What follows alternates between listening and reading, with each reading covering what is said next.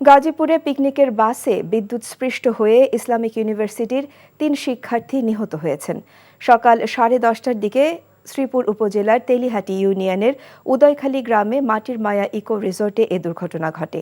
Police জানায়, গাজীপুরের board বাজার এলাকায় অবস্থিত ইসলামিক ইউনিভার্সিটি অব টেকনোলজির শিক্ষার্থীরা বিআরটিসির দোতলা বাস যোগে পিকনিকে যাচ্ছিল। বাসগুলো রিসোর্টে পৌঁছানোর আগেই রাস্তার ওপরে থাকা বৈদ্যুতিক তারের সাথে দোতলা বাসের সংস্পর্শ হলে বাসের ভেতরে থাকা ৬ শিক্ষার্থী বিদ্যুতায়িত হয়। এ সময় তাদের উদ্ধার করে ময়মনসিংহ মেডিকেল কলেজ হাসপাতালে নেওয়া হলে ৩ জনকে চিকিৎসক মৃত ঘোষণা করে। অপর ৩ জন আহত অবস্থায় চিকিৎসাধীন রয়েছেন। নিহত শিক্ষার্থীরা হলেন মোজাম্মেল হোসেন নাইম, মুস্তাকিম রহমান মাহিন ও জুবায়ের আলম সাকিব।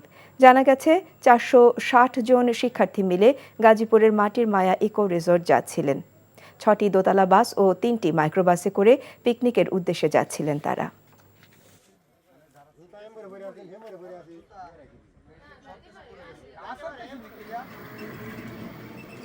যে ৩ জন ব্রড ডেড এসেছে তাদের বডি আমরা আমাদের মর্গে রেখে দিয়েছি এবং আমরা এই সমস্ত বডি পুলিশকে হস্তান্তর করব। তারপরে যেভাবে আইনি প্রক্রিয়া আছে সেভাবে সেটা চলবে।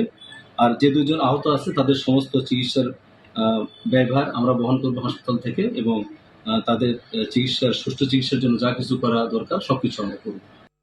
চুলতা কবেকার অন্ধকার বিদিশার দিশা, মুক্তার শ্রাবস্তির কারুকার্য। চেষ্টা করবেন রাত ৯টার মধ্যে বাসায় চলে আসার। মেইন গেটে তালা লাগিয়ে দেওয়া হয়। প্রতিদিন কি তড়িঘড়ি করে বাড়িতে ফেরা সম্ভব?